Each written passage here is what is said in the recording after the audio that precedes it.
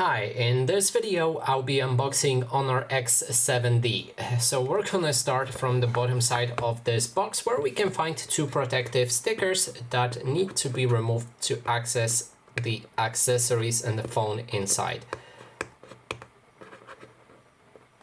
I think I will just use a knife to cut through them.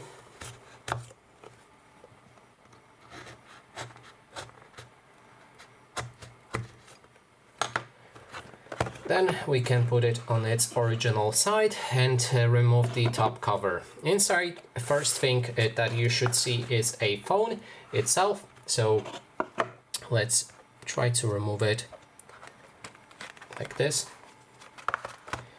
And in this case, I have the gray color. It looks like that.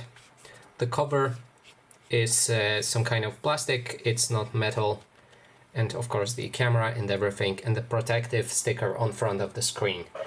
Then rest of the accessories that we can find inside the box is of course the instructions, warranties and everything else. And there's also the cable that allows you to charge your device. There's USB-C and USB standard. So that is all of the accessories, so that would mean the end of this video. Thanks so much for watching, and if you like this video, please consider subscribing.